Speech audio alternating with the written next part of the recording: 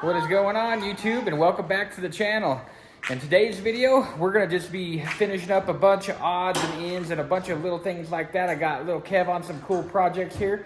We'll kind of just run through everything that we've kind of gotten done and what we're waiting on and so on and so forth, and just button up the little things, be ready to rock and roll. So first, we're gonna jump on little Kev's project that I got him on at the very moment. I'll show you guys what we're doing. I told you about it in another video. We were actually going to swap out the seats. So this is the original 71 Datsun 240Z seat. My wife, she always sits in that side. She said it hurts her butt so bad. It's so uncomfortable, you know, this, that, and the other. As you guys seen in the other video, I had swapped over the driver's seat because it was kind of beat up.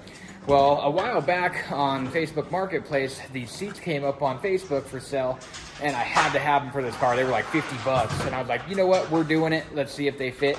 Never tested them until now, and I'll show you what we got. So these are out of a 2014 Nissan Sentra, and I had them sitting upstairs. There was some stuff on them, so they're a little bit, you know, whatever. Those will come out as it sits. But yeah, 2014 Nissan Sentra. It actually has a blue insert behind the little, I don't even know what you call that, but they fit just about perfect. They are a little bit tight. It's a little hard to get the handle here, but I mean, it literally just sits in there like a dream.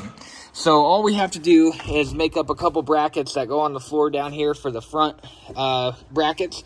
After we get those done, we'll move the seat forward and then see where we need to bolt it on the back side. It should be, honestly, a pretty easy setup for the seats. I am so excited about this. They are fat boy approved. I'm not the skinniest type of guy, you know, a little on the wide side. And when I sit in these seats, it is just so comfortable. I am super excited about that. The head height is really nice. And the other thing that I really liked is you have some lean back. If I pull this lever here, they've got little pockets in the back, so you have a little bit more storage. And, you know, like I said, that seat doesn't lean back at all. It's a full bucket seat. This one, that is as far as it would kick back with the little guy here. It wouldn't go back any farther, so there was no leaning back or laying back, and it doesn't come forward either. It's kind of a pain in the butt to try to get things in the rear. So this updated seat is going to be next level. They did come with the little seatbelt buckles on the seat themselves, so I'm going to try to go out to the junkyard possibly and see if I can find a Nissan Sentra out there that has the rest of the seatbelt that I can integrate into the car, maybe, you know, somewhere in here on the pillar, and make it so it has updated seat belts as well. For now, I've just got a couple kind of janky eBay harnesses that will bolt in, so we'll be ready to travel at least and have seat belts for race week. But in the long run, I think I will try to get that nice, just over the lap seat belt. This is somewhat of a race car, but that's not the ultimate goal with it. We want to ultimately just street drive it. Had a lot of fun with it and race it from occasion to occasion. I would like to do some autocross with it. So anyways, let's done beating on that one. Ryder is pulling out the driver's seat now, so we have interior room and all that good stuff. It's the moment Ryder's been waiting for. Yep. He's pulling the steering wheel. Didn't show you guys, we got the ECU Masters digital dash in there the other day, and I was just tinkering around getting that all hooked up. But we got a pretty cool surprise for this. Obviously, you guys know what's happening. But Ryder has been dying every single day at the shop for the last 2.5 weeks. Dad, when are we going to do this? Dad. Huh? Yep. Yep, now he's doing it. Sometimes you got to give her a bop or two. Oh, there. Ew. Done did. All right, so now we need to check out the back of the steering wheel, make sure we don't need nothing off the back of that for the blinker and the horn stuff, and we'll get ready to set up our new one. No, we don't. So we've got the new hub all ready to go. In the kit, I'm not even sure if this is NRG or not, but in the kit it didn't come with the dowels to shut off the little blinker. So in here is your blinker mechanism. So when you click it like that, it'll swing around, hit that, and turn it off. So I just drilled out the holes, put a couple bolts in there, and chopped the heads off, and made sure that they were right depth. So then when we, you know, need to shut off the blinkers, hopefully it'll work. This right here is our horn tab. We want to make sure our horn still works. We want to make that utilize it. In Rocky Mountain Race Week, they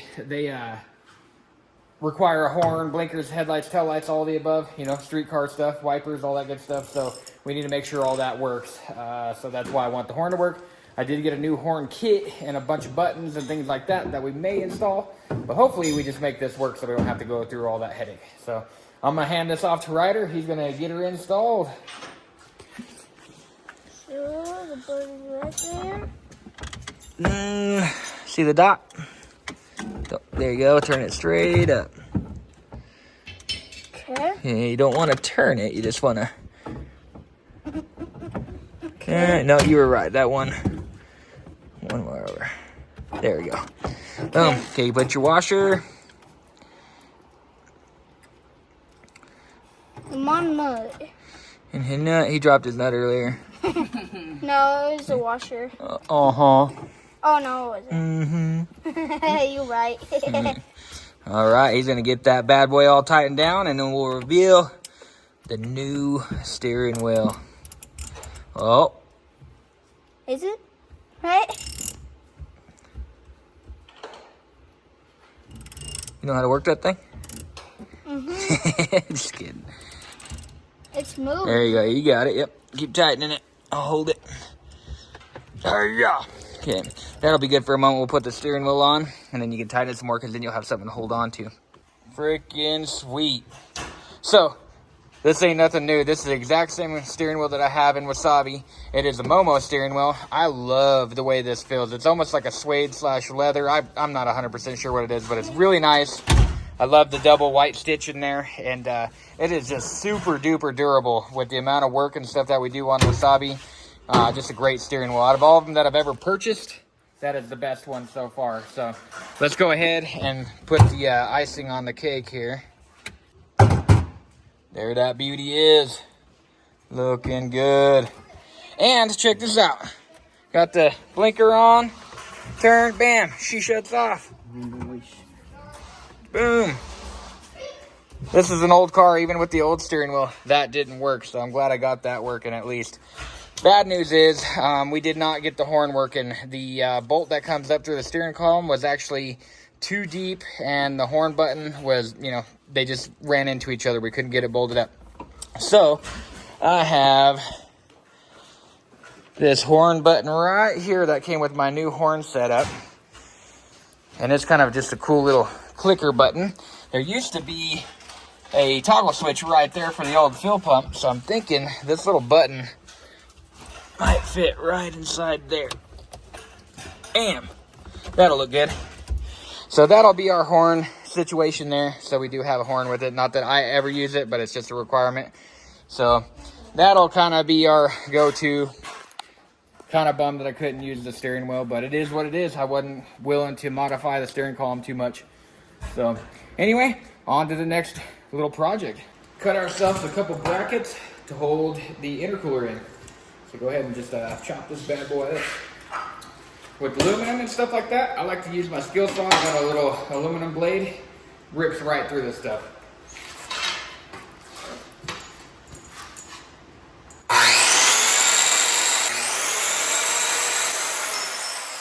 Got our two little brackets cut up. I'm gonna go drill some holes in them real quick, round the edges, make them look real nice, and nobody will even know we ever even made them. They thought we bought them. And boom, there you have it. There's our custom made brackets. I got two of them there. And all I'm gonna do is I'm gonna drill a hole right inside here on the radiator support. I got them all bent up in our brake right here, and literally just gonna mount just like that. There and there, and our intercooler mounting will be complete. And there she is, all done and dusted, mounted up and ready to roll. So now, as soon as the turbo gets here on Friday, we'll get that bad boy mounted up, and we'll be able to make our last boost pipe go in there. And I'm gonna probably have my buddy Kevin come in. You guys have seen him on a couple of the other builds. He is really good at welding aluminum, so I'm gonna kind of hire him up to do my aluminum welding. I can weld aluminum, but sometimes it looks good, sometimes it doesn't. This stuff needs to hold boost and all that stuff, so I'd rather just do it once, do it right, you know, have it look good and all that stuff. So Kevin, you're my guy for that. But I'm thinking, let me grab the we did get this style blow-off valve. I do love these. They're called a super sequential HKS, and they just sound amazing when they blow off. Originally, I was kind of thinking somewhere right down in there, but it's kind of in the way. So I'm kind of, let me know what you guys think, but I'm kind of thinking right off the intercooler there, something like that. Stays out of the way, kind of out of the car there. So when we do blow off, it'll sound really cool and awesome. Everybody will hear it. So that is kind of placement there. And then I have another bung that we have to weld into this pipe right here for the intake air temp sensor. So we got to have that there. I don't want too much stuff in this short little pipe cluttering everything up. I want it to look good. This is somewhat race car, somewhat street car, somewhat show car build that we're going to try to achieve out of this whole thing. So I am very, keep it in mind that I want everything to stay clean. As clean and as good as we can make it look is how we're going to do it. Originally before, I had 3-inch boost pipe, and I had a huge intercooler and a big turbo, and it was great for drag racing and stuff like that. But turbo lag was just terrible. It was like 5,500 RPM before that thing would even light up on a manual transmission, and every time you shift, you get out of boost and things like that. So I'm doing a ton of stuff to combat that. The old precision turbo we had on here was an 82 AR on the exhaust housing, so it took a long time to get it to spool with this little 2-liter, and then having that 3-inch boost pipe and the huge intercooler and all that stuff, it's just more volume to fill. You know, you have to fill all that space up with boost before, you know, you can start getting the power. So that's why we are going small intercooler, 2.5-inch boost pipe, really small turbo. This turbo that we're coming up with is actually, it's an STS, and it is a 48 AR. When these cars came in with stock turbos, I'm not 100% sure, but they were like a 38 AR. They were very responsive, but they weren't a very good turbo as far as longevity. I kept blowing them up like crazy, so we're not going to go with the OEM, a little bit bigger. I can show you exactly what the turbo looks like. This is the STS I have that I got on trade from somebody, and it is a brand new turbo. But it is a T4 flange, and I bought this guy here to combat all that, T3 to T4. But when we get that put on and that on, it's going to look like Leroy from Cletus. The turbo is sticking up out of the hood and all that stuff, and I don't want that. I'm a big, huge fan of using the factory hoods and things like that. So I ordered this same exact turbo, just smaller housing. This one is a 58. The one I ordered is a 48 T3, and should just kind of compact everything down in there. Have good response. That's the biggest thing we want. We want response. We're not looking for max horsepower anymore like we used to. It is more about the response. We want about 350 horse out of this engine. That would be plenty to have some fun with. Hopefully not break rear ends, drive shafts, output shafts, and half shafts on this thing. Like literally we broke all of that before with that other setup in the RV. So we want to turn it down, have some fun, have a nice driver. I would like to make it where the wife and the kids can all still drive this as well. They've been enjoying it when it was the old engine. It was a very nice driver. So I'll put a clip in right here of Ryder. He actually learned how to drive stick shift in this car just a couple weeks ago. He is 9 years old, and we threw him in this bad boy, and he literally killed it. He just went, poof, never, and I say killed it, but he didn't kill it. First time driving off, didn't even stall, just drove out of this thing. So that's how driver friendly it was before. So we want to keep it that way as well. Oh shoot, first try. There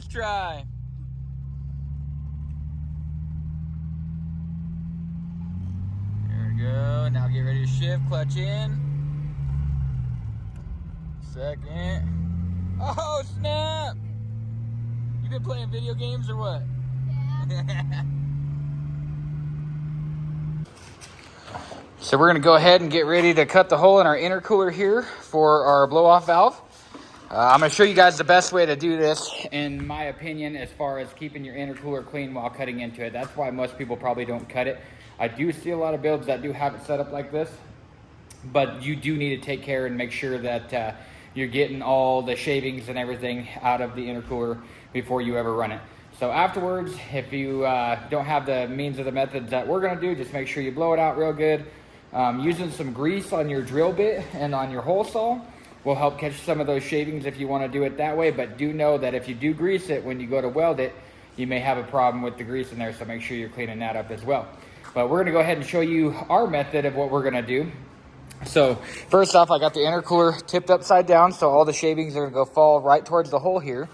And we've got our shop vac all set up. So what I'm gonna do is I'm gonna have Katie hold that shop vac, boom, right at that hole as I'm drilling.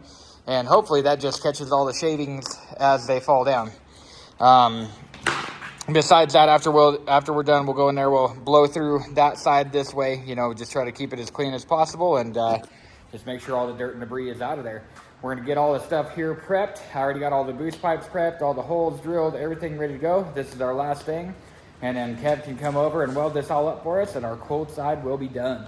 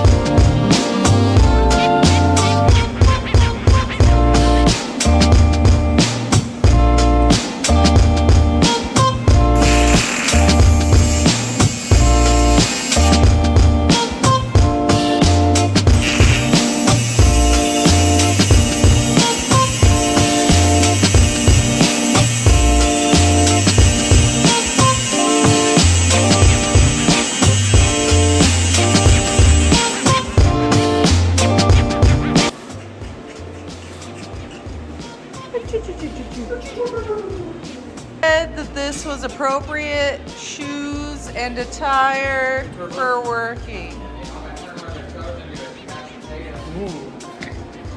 You don't want to be alone? I still need to show the camera the smashed potato. Yeah. Smash my...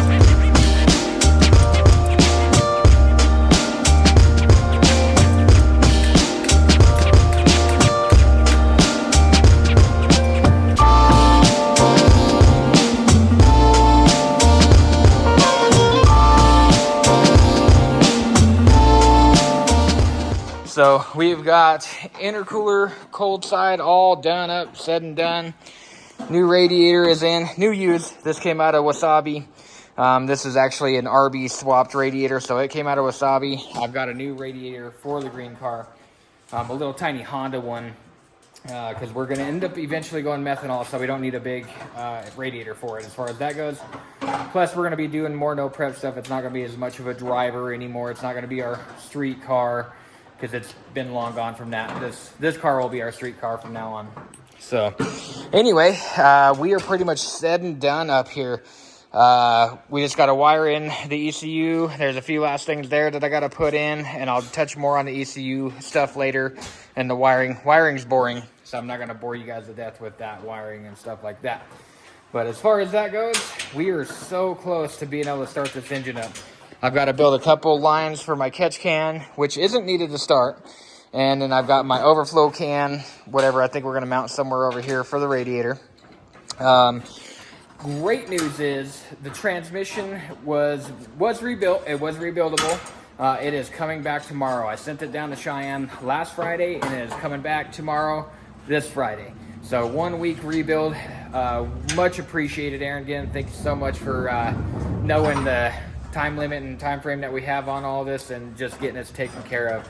Not only that, he did it for an amazing price. I guarantee you can't even beat what the price is. We ain't gonna talk about that, but just know that it was a good price and there was no sponsorship or anything involved in that. So once the transmission gets back here, we get to put the transmission in. We get to get the engine all leveled out. Once that's leveled out, little Kev's gonna come over here with his badass TIGging skills.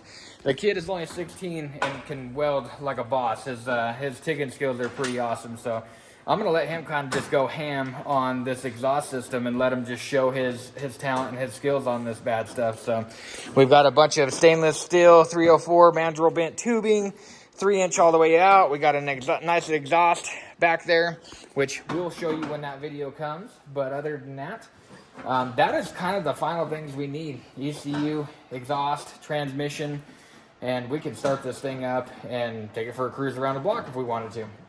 We do have many more projects going on in the car that we're going to do the videos of and keep showing you guys, because we want to make this as comfortable and as nice of a driver as possible for Rocky Mountain Race Week. Me and Ryder were kind of playing the idea of maybe not trailering this car there, but driving it to Texas, doing Rocky Mountain Race Week, and then driving it home. Call us crazy, call us idiots, maybe. We're just down for some fun, so whatever. But we got to get the car finished first. We got to make sure it's drivable and ready to rock and roll. So other than that, I'm just going to catch some of this work that these guys are doing. I'm going to quit jibber jabbering. Kevin's ready to cut. He's waiting on me. So he's like, hurry up, brah. So, anyway, yep, rock and roll.